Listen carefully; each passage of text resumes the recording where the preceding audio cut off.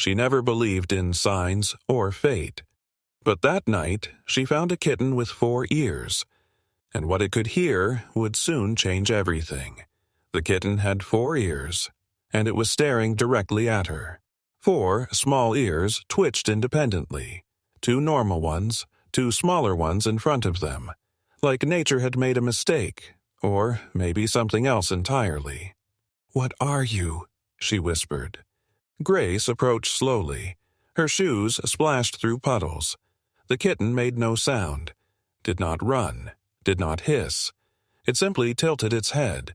All 4 ears pivoted toward her. "Hey there, little one." The kitten's ears flattened. Then it stood, walked toward her. No fear, no hesitation, like it had been waiting specifically for her.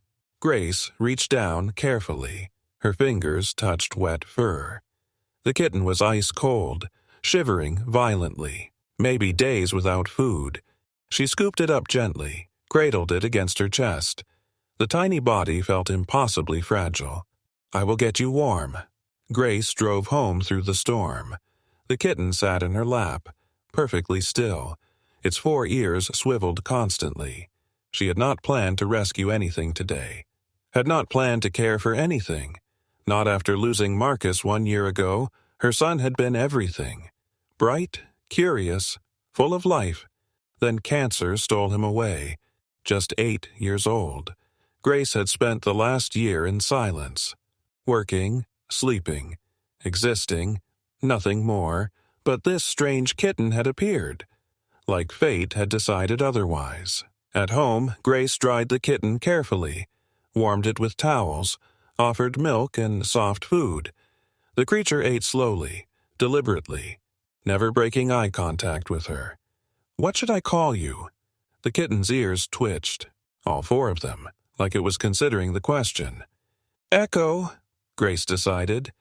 "This name suits you the most." Echo purred again, louder this time, like approval. That first night was strange. Echo would not sleep in the bed, would not curl up in blankets. Instead, the kitten sat by Grace's bedroom door, completely still. All 4 ears pointed toward the hallway, listening. Then the doorbell rang. Grace jerked awake, her heart pounded. Who would visit at midnight? She stumbled to the door, looked through the peephole. Nobody there. She opened the door anyway. The porch was empty. Street was deserted. Just wind and darkness. Grace closed the door, confused, worried. Back in the bedroom, Echo sat in the same position. But now the kitten was looking at her, eyes wide and knowing, like Echo had expected this. The next morning, Grace took Echo to the veterinarian. Dr. Castellano was kind, patient, thorough. He examined the 4 ears carefully. "Fascinating," he murmured. "I have never seen this before. Is it dangerous?" "No, just a genetic mutation, polydactyly, but for ears. The extra ears are not fully functional, probably vestigial, leftover from development. So, Echo cannot hear through them. Unlikely. They lack proper ear canals, just decorative, like having extra fingers." Grace nodded. That made sense, scientific, logical. But over the next week, Echo's behavior became increasingly strange. Echo had reacted to the doorbell before it rang. He had stared at Grace for long periods, like reading something on her face. When Grace cried, Echo climbed into her lap, placed his paw on her chest, directly over her heart. That evening, Grace decided to test something. She stood in the kitchen. Echo sat in the living room, 20 feet away. Grace whispered his name softly, so quietly she could barely hear herself. Echo's head snapped toward her. All 4 ears stood straight up. The kitten ran across the room, jumped into Grace's lap, began purring intensely. Grace's breath caught. How did Echo hear that? From that distance? At that volume? This was impossible. The vet said those ears were useless, non-functional, just a mutation. but Echo was responding to things nobody should hear. Before we continue with Grace's shocking discovery, don't forget to like and subscribe. It really helps the channel grow. You will not believe what happens next. Over the following weeks, the strange events multiplied. Echo would run to the front door, sit down, wait patiently. 5 seconds later, the doorbell would ring. Echo would hide under the bed, refuse to come out. 10 minutes later, thunderstorms would hit. When Grace was sad, Echo would appear, even from other rooms, even when she made no sound. When Grace was anxious, Echo would press against her legs, purring intensely. It was not random. It was consistent, precise. Grace told her friend Rita about Echo's behavior. Rita looked skeptical. Cats are perceptive. They read body language. But I'm in different rooms. He can't see me. Then smell, maybe. Or sound. It's more than that, Grace said quietly. Sometimes he reacts before things happen. Rita shifted uncomfortably. That is impossible, Grace. Cats can't predict the future. They can't hear things before they occur. Then how do you explain it? Rita shrugged. Coincidence. Pattern recognition. You are seeing connections that are not there. Grace considered this. Maybe Rita was right. Maybe grief was making her see patterns. But then something happened that changed everything. Grace was sorting through Marcus's belongings, her son's room, untouched for 1 year. She had avoided this task. The pain was too overwhelming. But today she forced herself. 1 box. Just 1. She opened it carefully. Inside were Marcus's clothes, his favorite dinosaur shirt, his small sneakers. Grace held the shirt, pressed it to her face, but it no longer smelled like him. That realization broke something inside her. She did not cry, did not make a sound. Just sat there, frozen, empty. Echo was downstairs, 2 floors away, all doors closed. But within 30 seconds, Grace heard scratching, desperate, frantic. Echo was at the bedroom door, crying, trying to get in. Grace opened the door with shaking hands. Echo ran directly to her, climbed into her lap, pressed his paw against her chest, over her heart, and Grace finally broke down, sobbing, gasping, grieving. Echo stayed perfectly still, paw on her chest, all 4 ears flat against his head like he was absorbing her pain. Grace cried for hours. Echo never moved, never left. When she finally stopped, Grace looked down at Echo. "How did you know?" she whispered. "I made no sound." Echo's 4 ears twitched. He looked at her with those unsettling eyes. Grace called Dr. Castellano the next morning. "I need you to examine Echo again. Is something wrong? Those extra ears. Are you certain they are non-functional? As certain as I can be.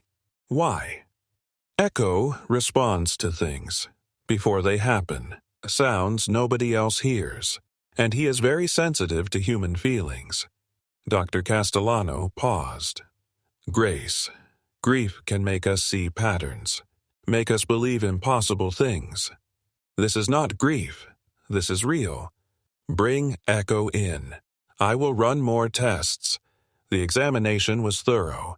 Dr. Castellano ran several brain scans and later showed her the results. "Look at this."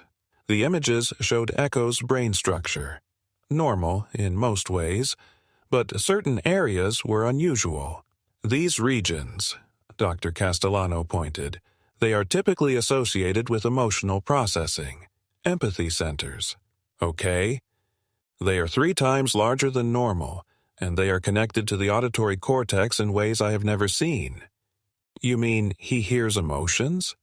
Not literally, but his brain might interpret emotional cues as sound. Pheromones, electromagnetic changes, heart rate variations, all processed through auditory pathways. Grace stared at the scans. So, he is not supernatural, just neurologically unique. Exactly. An extreme mutation. Probably one of a kind. That evening, Grace sat with Echo, studying him. "You feel what I feel," she said softly. "Somehow. Some way." Echo purred. All 4 ears pointed at her face. "That must be exhausting," Grace continued, feeling everyone's feelings.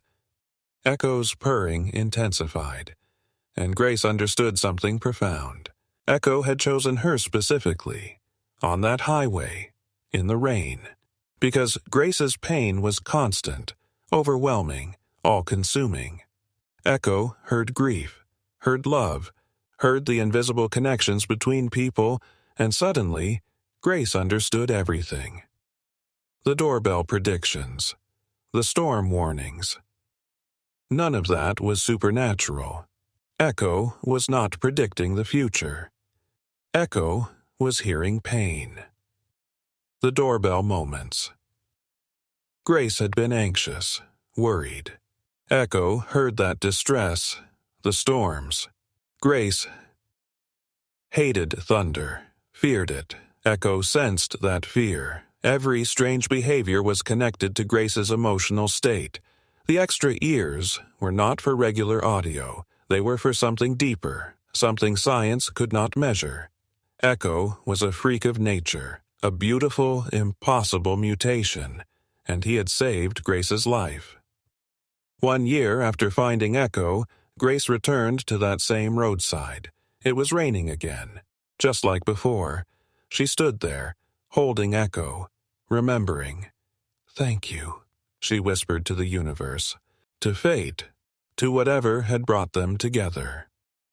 Echo purred, those 4 remarkable ears twitching gently, and for just a moment, Grace could have sworn she heard Marcus laughing. From memory, from somewhere deeper, somewhere love never dies. Echo heard it too.